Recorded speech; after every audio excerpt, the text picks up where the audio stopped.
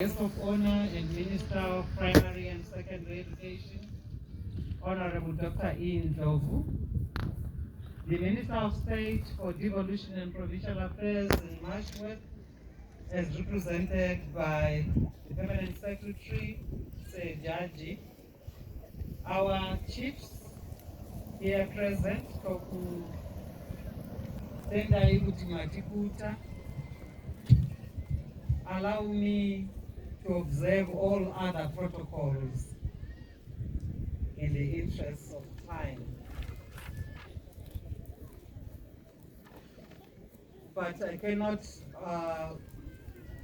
forget to recognize the boys and girls that have made us come here, our learners. I am aware that the sun is getting hotter and no one was kind enough to give us a shade. But I hope we'll be able to wait until the activities are done.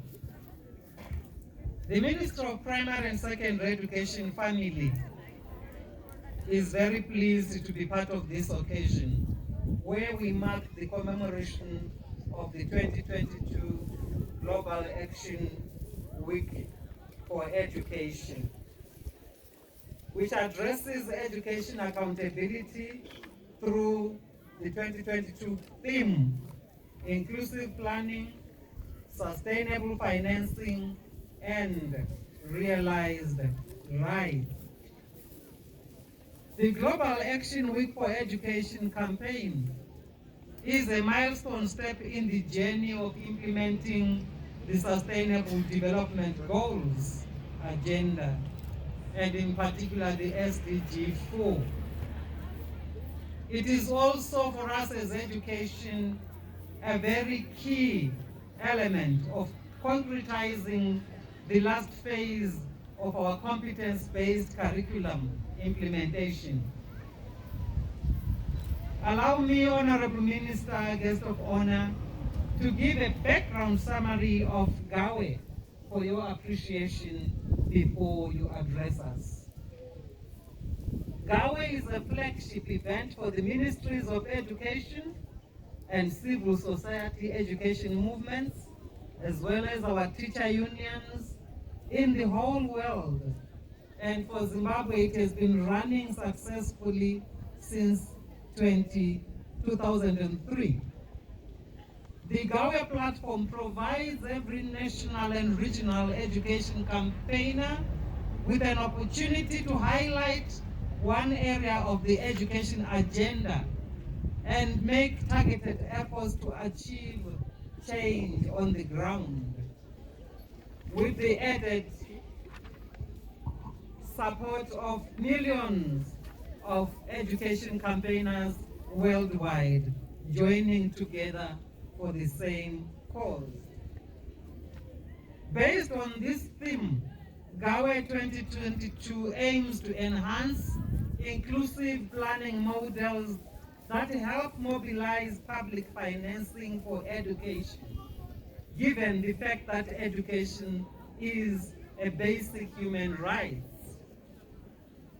The realization of this human right to education requires multiple efforts from all sectors of society and is dependent on the compliance with specific obligations of governments, our own included, as well as the international community. The aim of the GAWE for 2022 is to come together to engage various stakeholders in order to mobilize public financing for education in Zimbabwe, as well as to fully promote the right to education of every child. This can be done through raising awareness through such campaigns like today's campaign on the right to education, through raising awareness on the models of inclusive planning and ways in which we can use education as a vehicle of realizing children's rights, through identifying ways and strategies of protecting education in emergencies, especially as we take cognizance of the fact that we are in the middle of the COVID-19 emergency. Through investing in public education system, through increasing state funding for education to or beyond the 20% of public expenditure as expounded by the Dakar Declaration. It can also be achieved through ensuring inclusive education system, through equitable financing and programs that prioritize the marginalized, just like the community where we are today. Also through improving the quality of teaching, through adequate recruitment of teachers and continued teacher training. They did say, our union membership representatives, that as education, our goals cannot move if the teacher is not at the center and placed at the center of what government does in planning. The Ministry of Primary and Secondary Education, the Ministry of Higher and Tertiary Education, Science, Innovation and Development, United Nations agencies, ECOSI and all its membership, education partners, civil society, and non-governmental organizations work together to make sure that this advocacy strategy becomes a success.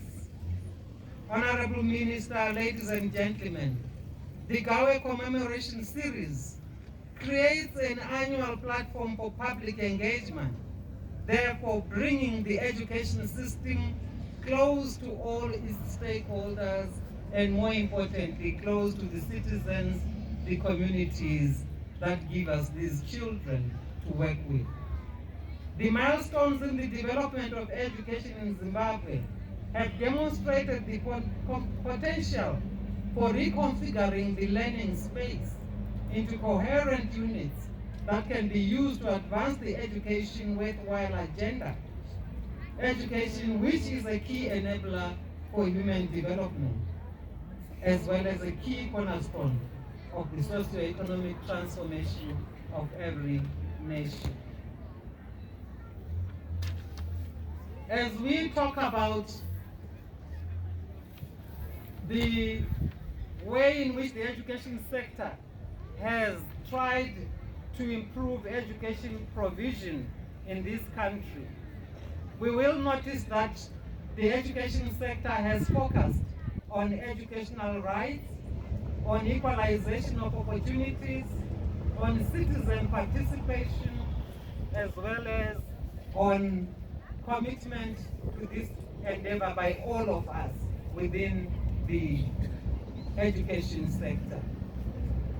Your ministry, guest of honor, registered the following successes in 2021 to 2022, among others: procurement and distribution of learning resources, the development of a catch-up strategy to make up for loss of learning due to closed schools during the pandemic, the delivery of these materials to schools, the development of various policies such as the inclusive education policy, ICT policy, early learning policy, and the school financing policies, which are still in the making.